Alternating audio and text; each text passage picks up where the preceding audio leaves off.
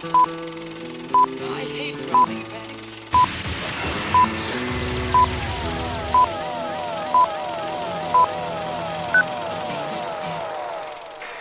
And may the force be with you. This is Reviews Without Remorse. I am Joe, which means the good-looking guy next to me must be Dave. What's happening, partner? Live long and prosper. I mean, may the force be with you. He's the Lando to my Han Solo. And this is episode 67. This is the video review for Solo. Check out our podcast, which will be up soon, which will elaborate on everything we're going to talk about today. But we are going to get into details and give our scores. And this is going to be a surprise for the two of us because we have not yet talked about this film. So this should be a lot of fun. So... Yep. Solo, directed by Ron Howard, starring, what's that guy's name again? Aaron Eldritch? Aiden Eldritch or something like that. Something like that. I didn't really pay attention, unfortunately. Written by Jonathan and Lawrence Kasdan and directed by Ron Howard.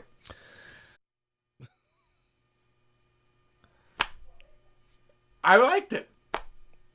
Go on. I liked it. I walked in with zero expectations, with lowered expectations, to be perfectly honest with you, and it was perfectly serviceable. It didn't try to reinvent the wheel. It covered a lot of the things that they'd always kind of said about Han Solo. I appreciated that it wasn't the Indiana Jones style, it was just this one day, that they spaced it out over several months and years and everything like that. I had fun. I did. It's not the greatest movie of all time. It's not my favorite Star Wars movie of all time, but considering the expectations I went in, considering how much we bagged on this movie, I came away entertained. I wouldn't pay to see it again, but I don't have a problem with people seeing it, and I enjoyed it a lot more than I thought it was going to be, and I'm kind of impressed Ron Howard was able to pull something relatively coherent out of whatever this was originally going to be. I enjoyed it. Okay. You might be surprised. I tell you what, it was funny because, I was so... By the time this film was actually coming out, I was so over it. I'm so over Star Wars. I was disgusted by The Last Jedi, and I said to myself, look, I really need to try to be as fair to this film as I possibly can, and I watched Rogue One before I saw this film to try to get... Because I still, to this day, really like Rogue One. Thought that was a terrific film. And... So again, I tried to go in with as positive as I could. As I was watching Solo, about a third of the way in, I sat there and I said to myself, am I enjoying this? I think I am. I think I'm really enjoying this film.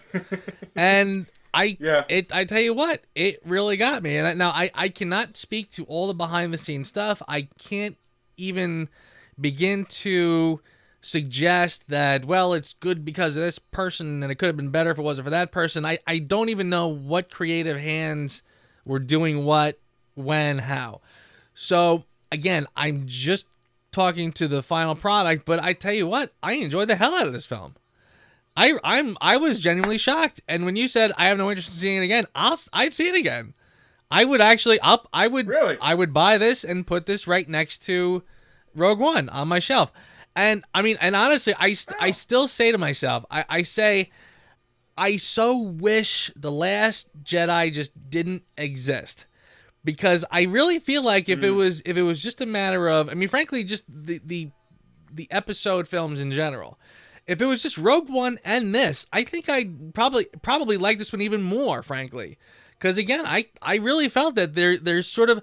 When I talked about Rogue One, I went on about how I liked the, again, after Star Wars came out, and it was such a phenomenon. There were comic books, and there were novels, and there were, side stories and things that sort of happened in that universe.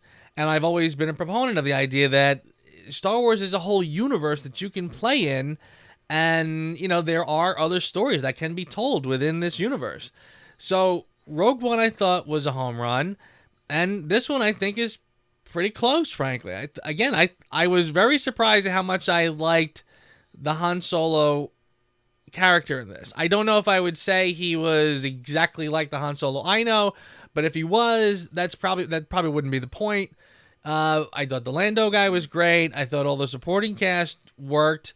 And again, I liked the stories. I liked the stories about how he escaped and was temporarily in the Empire. Then he's starting off as a smuggler, doing this and doing that, and getting into trouble with this guy and that guy. I frankly, I said to myself, I thought this feels like how I would have pictured Han Solo's backstory. So I really didn't have a lot to complain about, frankly. So, yeah, I mean, is it a perfect film? No. I even liked how he met Chewbacca, and I did not think I would. And I said to myself, that's going to be a tall order when you see how these two get together, because if it feels forced in any way or you know, somehow I liked it. Somehow I felt that it worked. So, and again, I was frankly, I really walked out of there shocked at how much I liked this. And again, I'm not, this is not a 10. It's not a perfect film, but I really did think this was a very competent effort. And kudos for getting this done and somehow I'm surprised this movie is even a cohesive story, much less something I actually did like. I agree, dude. And honestly, just talking with you a little bit about it, I'm kind of changing my tune a little bit. Maybe I kind of do want to see it again. Which brings us, unfortunately, to spoilers, ladies and gentlemen. So if you haven't seen the movie yet, we're going into spoiler territory. The general gist is we have both recommended the movie. We think that you should see it. But now we're going to get into a little more in-depth discussion. Just a little bit. We're going to do more during the podcast. But here we go. Spoiler time, folks. So, the big spoiler. The biggest spoiler of all. The oh my god, they really did that. She mentioned Terrace Kazi. See, I don't even know about all that other stuff to even take it. I'm sorry. Okay, hold on. I'm gonna pause a second because I figured Joe would get the relation to this. Joe, do you remember the Star Wars fighting game on the PlayStation from many years ago?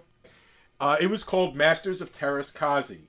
And at one point in the movie, she kind of kicks that, the Kira character kicks the ass of that guy, and the robot L3 is like, whoa, where's that? She goes, Terrace Kazi. That wasn't actually my favorite part, but that was one of the things, that to me was indicative of the writers and the directors' love of the Star Wars universe. It was a little line, just a little line. You know, she didn't have to say it. She put some weight behind it. It's like, it's like it's nothing. But like to little geeks like me, that was a little nugget that just made me feel so damn happy. Really, really damn happy. And it was scattered throughout the movie. It wasn't in your face. It was subtle. And I liked that. But, I guess you were talking about the other big spoiler at the end. I thought that's where you were going, yeah. Didn't you? Which I thought was interesting. Let's talk. But I thought it was interesting. I didn't, I wasn't like going yay because he was. I never really got the appeal of the Darth Maul character. A lot of people thought he was the the coolest guy. I never really got it. He had a cool look. He had that wonderful sounding voice when he spoke. And he kicked some serious butt. Ray Park was a martial artist and kicked some serious butt when he was using the lightsaber. That's pretty much where the appeal came from. And yes, turns out that the owner, operator, distributor of Crimson Dawn is Mr. Darth Maul himself, who hasn't been seen in the movie proper since Phantom Menace, but to those who watch the Clone Wars and Star Wars Rebels, he's all over that. So they got Ray Park back to play the physical side of him. And they got Sam Witwer, who does the voice of Darth Maul on the animated series. So yes, I was actually quite excited to see him. My son turned to me and was like, Dad! I was like, yeah, I know! I had no idea it was going to happen either, so we were both kind of as much as excited. I was not excited over that character, I did, again, just seeing him there, I liked the idea that they were tying this into the larger universe that's happening in the animated stories, or again, that's what I kind of like about this sort of stuff, is that they create and they live in this universe where within it there are stories to be mined for sure. So yeah, and I mean, I even felt that even though the story was more or less predictable, like I think Red Letter Media did a thing months ago predicting all the things that would be in the Solo, and they probably were 75% correct, because you know his backstory and you know certain things about him, so you know what they'll do in the film. But again, awesome. I didn't mind that at all. I thought it was pretty well handled. Even the part, again, I remember even being very critical of some of the trailers we had. And when I saw him signing up to be... all the trailers. Yeah. Like when he signed up to join the Empire to be the pilot, I was like, oh, brother. But honestly, seeing it in context, I thought it actually worked pretty well. And I liked that he kind of had a soldier background, which kind of led to him being a bit of a mercenary. I thought that was actually handled pretty good. I felt it led a lot of credibility to him as a character throughout the movie and into what he becomes. Yeah. I'm amazed, to be honest with you, amazed that they pulled this off. So, Joe, how about that Lando Calrissian? I liked him in this a lot. Do I want to get down that other road of things that I heard? I don't know. Things that you heard? Yeah. Well, I tried very hard to avoid spoilers before I saw the film. But then, of course, all of the headlines and the screen caps on YouTube had Pando Calrissian, and I'm going, Pando, what does that mean? So, of course, I had to look it up, and there was this whole big thing, and apparently the writers agreed with it, saying, yes, we made Lando Calrissian a bisexual character in this, which apparently nowadays is called pansexual, and I don't know what the difference is. Pansexual apparently means you can go any different direction you please, but bisexual means the same thing since there are only two, whatever. Anyway, again, why they have to sort of do that, why that has to become part of the vernacular when you're talking about Star Wars, I don't understand. I'll never understand it, but I'm a crusty old man. I don't have a problem with it, but I've watched the movie and they didn't really, if that's how they see the character, they didn't bring it across. Honestly, I didn't get that from watching the movie either, and I certainly never got it from Billy D. Williams' portrayal. So, again, I don't get it. I don't get it, but again, I'm not. I don't really care. I don't really care if it's part of his characterization. Right. It's not an important thing to me. Mm-hmm. I just want him to be suave, sophisticated, which he was, smooth, which he was. I think the actor was terrific. I think they handled him pretty well. Again, seeing him frustrated by Han Solo, like you can see the kind of love-hate dynamic happening that will. There, yeah. So when they meet again in Empire, it would make sense. Couple things, I've heard that the guy who did Han Solo was signed on to do a trilogy. So correct. I'm guessing we're getting more of these films, which frankly, I kind of like it now. I like the idea of it now. I like the idea of him going. He's going to meet Jabba the Hutt. Going to get in that trouble. I mean, I probably would have groaned the loudest a week ago, but after seeing it, I'm open to it. I'm very open to more with this character. I'd like to see where it goes with Darth Maul and Jabba the Hutt and all this other stuff. So I'm pretty open to what's coming. Again, if I almost get the sense that Kathleen Kennedy doesn't stick her nose in the side stories nearly as much as she does with the episodes. I mean, there are tokens in the side stories. For example, the female robot who wants to, robot liberation and lead the charge in the revolt of the... Again, like... That was not one of my favorite moments. Not one of my favorite moments either. And frankly, it was almost like as soon as the robot showed up and started talking, I kind of went, oh, there it is. I was waiting for something. And it's funny, too, when that robot, you were the first person I thought of. I was like, that's the thing that's going to bug the hell out of Joe. There it is. But again, it's just so strange. It's again, I just don't get...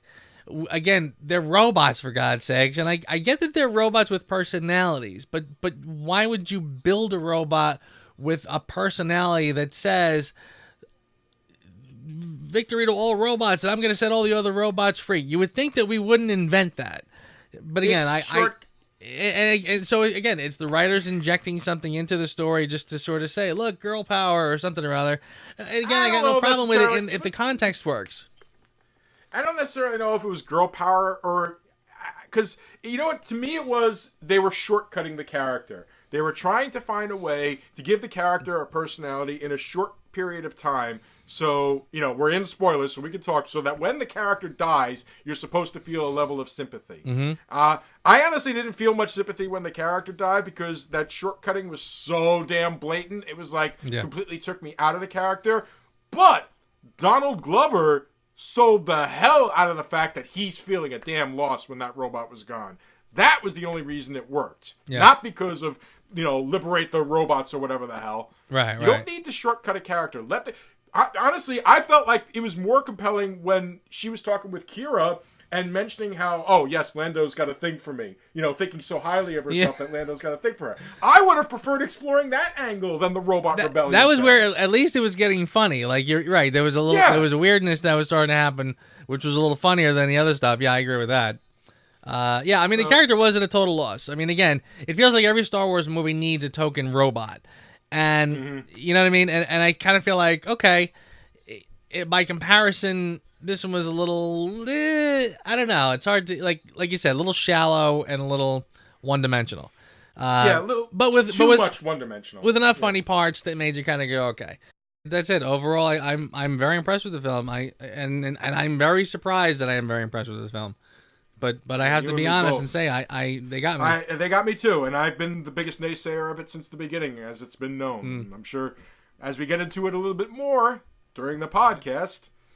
So I guess that means please check out our podcast, where Dave and I will spend another 45 minutes plus discussing Solo, the intricacies of what we liked and what we didn't like, and why we think it worked and didn't work, and what surprised us.